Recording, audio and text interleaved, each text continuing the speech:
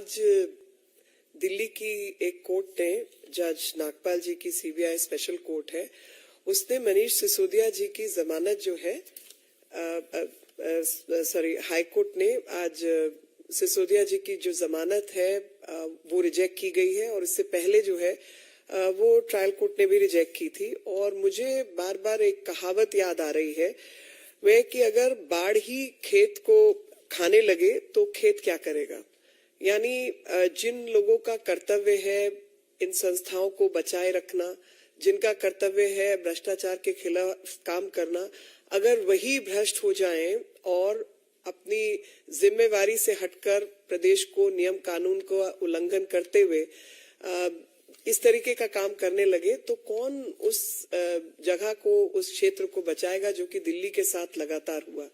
दिल्ली के साथ लगातार हुआ कि दिल्ली में एक स्कैम किया गया, एक घोटाला किया गया जो कि शराब घोटाले के रूप में प्रचलित है और सबको मालूम है, जानकारी है, जहां पर कार्टलाइजेशन की गई और जो होलसेलर्स थे उनका प्रॉफिट मार्जिन बढ़ाया गया और साथ में जो अन्य प्रॉफिट मार्जिन थे दिल्ली को टैक्स की क्षति पहुंचाई गई और भ्रष्टाचार का एक नमूना बन के रह गया।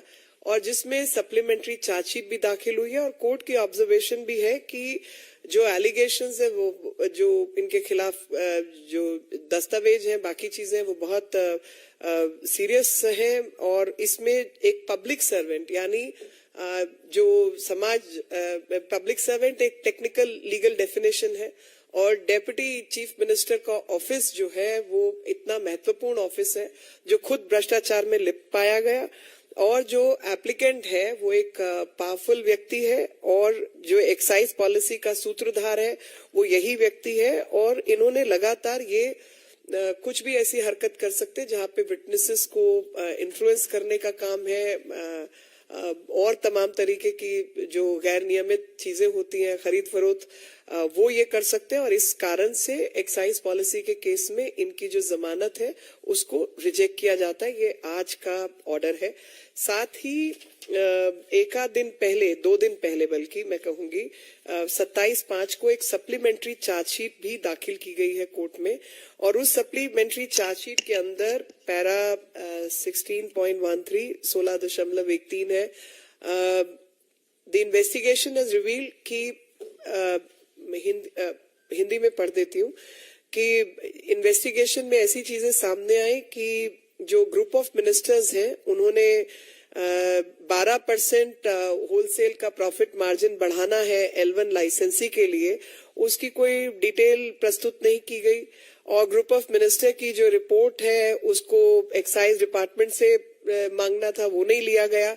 और यहाँ तक कि अरवा गोपी कृष्णा जो एक्साइज कमिश्नर बने 5 मार्च 2021 को, उनको इस ग्रुप ऑफ मिनिस्टर्स की मीटिंग में बुलाया तक नहीं गया। तो ये जो अरविंद जी और जो स्टेनो है उन लोगों के बयानों से ये मैच करता है।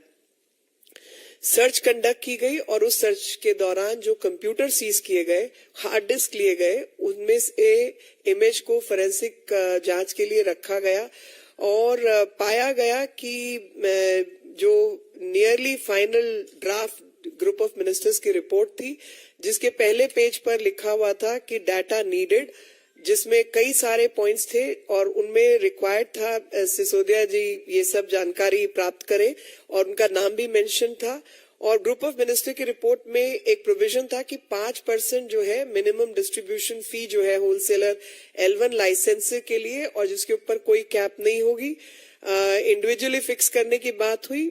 और जो डिस्ट्रीब्यूटर्स हैं उन्हीं को चूज किया गया और जो 100 करोड़ का जो काम था उसको 5 साल 500 करोड़ के लिए उसको बढ़ाया गया। इसी प्रकार से बजट को लेकर जो स्टोरेज डिवाइस है उसने भी जांच पड़ताल की और रिवाइज्ड ड्राफ्ट जो ग्रुप ऑफ मिनिस्टर्स का है उसको पेश किया गया।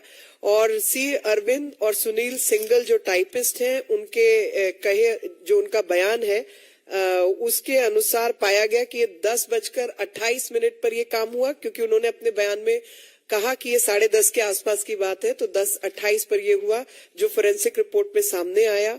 और सी अरविंद ने अपने बयान में कहा, 164 का जो इन्होंने बयान रिकॉर्ड करवाया था उसमें इस बात को रिवील किया कि 5% से 12% तक जो है उसको बढ़ा दिया गया, और जो ईडीपी प्लस इंपोर्ट फी थी, और साथ में जो L1 लाइसेंसेस जिनका टर्नओवर जो है उसको एलिजिबिलिटी क्राइटेरिया वगैरह 100 करोड़ से 500 करोड़ हर साल का कर दिया गया फॉर द पास्ट 5 इयर्स। ये कंडीशंस को बदला गया।